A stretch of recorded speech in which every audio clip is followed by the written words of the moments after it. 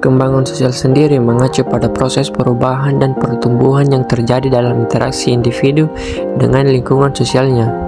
Ini mencakup berbagai aspek kehidupan sosial, seperti kemampuan berinteraksi dengan orang lain, memahami norma-norma sosial, mengembangkan hubungan internasional, dan memperoleh keterampilan sosial yang diperlukan untuk berfungsi dalam masyarakat. Ada 5 faktor perkembangan sosial. Yang pertama adalah faktor keluarga. Keluarga merupakan lingkungan pertama dan utama yang memberikan banyak pengaruh terhadap berbagai aspek perkembangan sosial anak. Yang kedua, ada faktor kematangan. Untuk memberi dan menerima pandangan atau pendapat orang lain, diperlukan kematangan intelektual, emosional, dan berbahasa. Yang ketiga, ada faktor status sosial ekonomi. Perilaku anak akan banyak memperhatikan kondisi normatif yang telah ditanamkan oleh keluarganya. Yang keempat ada faktor pendidikan. Pendidikan merupakan media sosialisasi yang terarah bagi anak. Pendidikan akan memberikan warna terhadap kehidupan sosial anak di masa mendatang. Yang terakhir ada faktor kapasitas mental. Emosi dan intelijensi, kemampuan berpikir mempengaruhi banyak hal, seperti kemampuan belajar, memecahkan masalah, berbahasa, dan menyesuaikan diri terhadap kehidupan di masyarakat.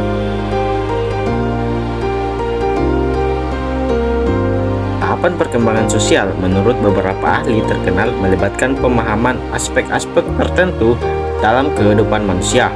Berikut tahapan perkembangan menurut ahli-ahli tersebut.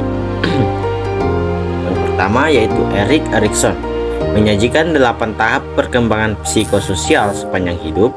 Erikson menekankan konflik psikososial sebagai pendorong pertumbuhan individu. Contohnya tahap trust versus mistrust, di mana masa bayi menekankan pentingnya pembentukan kepercayaan melalui hubungan dengan pengasuh. Yang kedua yaitu Lawrence Kohlberg, lebih memfokuskan pada perkembangan moral. Kohlberg mengidentifikasikan 3 tingkatan dan 6 tahapan moral.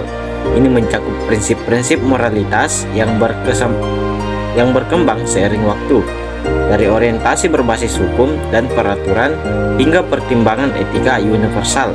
Yang ketiga yaitu Jean Piaget. Piaget menyoroti masa operasi konkret dan formal di tahap perkembangannya. Ini melibatkan pemahaman konsep abstrak dan kemampuan berpikir kritis yang memainkan peran penting dalam interaksi sosial anak-anak. Yang ketiga yaitu Levi Vygotsky, menekankan peran budaya dan interaksi sosial. Vygotsky mengembangkan konsep zona proksimal pembangunan atau CDP. Ini menunjukkan bahwa perkembangan sosial dan kognitif anak-anak ditingkatkan oleh bantuan dan dorongan dari orang dewasa atau teman sebaya.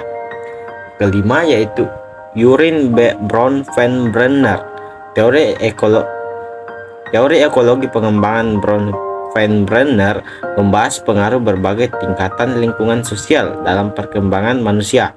Ini mencakup mikrosistem, menosistem, ekosistem, dan makrosistem. Perkembangan sosial memiliki implikasi yang signifikan terhadap proses pembelajaran. Berikut adalah beberapa implikasi yang dapat terjadi. Yang pertama ada interaksi sosial. Proses pembelajaran tidak hanya melibatkan siswa dan guru, tetapi juga melibatkan interaksi sosial antar siswa satu sama lain. Perkembangan sosial yang baik dapat mempengaruhi kemampuan siswa untuk berinteraksi, bekerja sama, dan belajar secara efektif dalam kelompok atau tim. Yang kedua ada pengaruh teman sebaya. Siswa seringkali terpengaruh oleh teman sebayanya dalam hal sikap, perilaku, dan preferensi. Oleh karena itu, perkembangan sosial yang positif di antara teman sebaya dapat mendukung proses pembelajaran yang lebih baik seperti saling membantu, berbagi pengetahuan, dan memotivasi satu sama lain.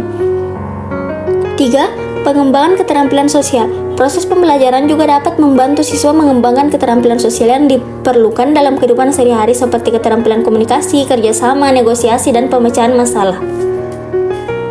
Yang keempat, ada lingkungan belajar yang inklusif. Perkembangan sosial yang positif juga dapat menciptakan lingkungan belajar yang inklusif, di mana setiap siswa merasa diterima dan dihargai. Hal ini dapat meningkatkan partisipasi siswa dalam proses pembelajaran dan menciptakan suasana yang kondusif bagi pertumbuhan dan perkembangan. Yang terakhir ada peran guru. Perkembangan sosial juga mempengaruhi peran guru dalam proses pembelajaran. Guru harus memahami dan merespon kebutuhan sosial siswa, memfasilitasi interaksi sosial yang sehat, dan mengembangkan keterampilan sosial siswa. Perkembangan sosial merupakan proses perubahan dan pertumbuhan yang terjadi dalam interaksi individu dengan lingkungan sosialnya.